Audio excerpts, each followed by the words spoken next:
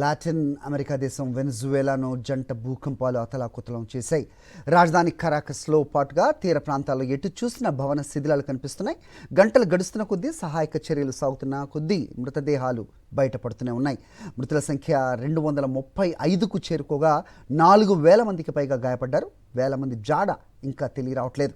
అలాగే వందలాది మంది శిథిలాల కింద చిక్కుపోయి ఉండొచ్చని అధికారులు భావిస్తున్నారు. దీంతో సహాయక చర్యలు యుద్ధ ప్రాతిపదికన కొనసాగుతున్నాయి.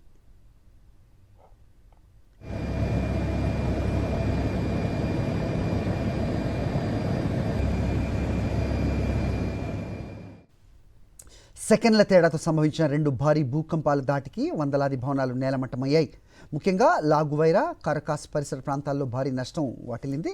సుమారు 250 భవనాలు పూర్తిగా ధ్వంసమయ్యాయి. వందల మంది ఆ శిథిలాల కింద చిక్కుని ఉంటారని అధికారులు చెబుతుంటే ఆ సంఖ్య ఇంకా ఎక్కువే ఉండొచ్చని పరిస్థితులను బట్టి అర్థమవుతోంది. శిథిలాలను తొలగిస్తూ ప్రాణాలతో బయటపడ్డ వారిని రక్షించేందుకు సహాయక బృందాలు నిరంతరం శ్రమిస్తున్నాయి.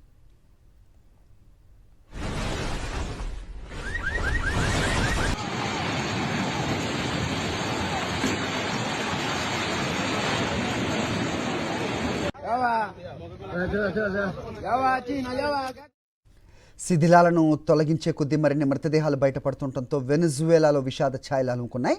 అయితే వెనిజువేలా ప్రభుత్వం అలాగే అక్కడి అధికార యంత్రాంగం చెబుతున్న పరిస్థితులకు భిన్నంగా అక్కడి వాతావరణం కనిపిస్తోంది. మృతులు, క్షతగాత్రుల సంఖ్యపై వాళ్ళ ప్రకటనలు గందరగోళం సృష్టిస్తున్నాయి. ఈ భూకంపంలో 10,000 మంది దాకా మరణించి ఉంటారని తొలుత అక్కడ మీడియా సంస్థలు కథనాలు ఇచ్చాయి.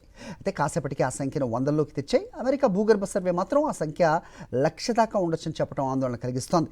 పూర్తిస్థాయి శిథిలాల తొలగింపుకు 4-5 రోజులు సమయం పట్టే అవకాశం కనిపిస్తోంది.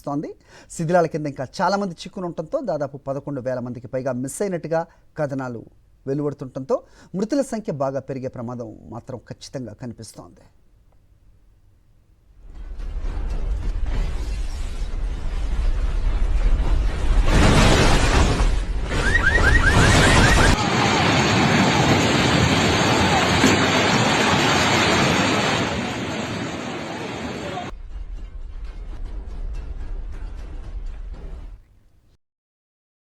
మరిన్ని అప్డేట్స్ కోసం ఛానల్ ను సబ్స్క్రైబ్ చేయండి.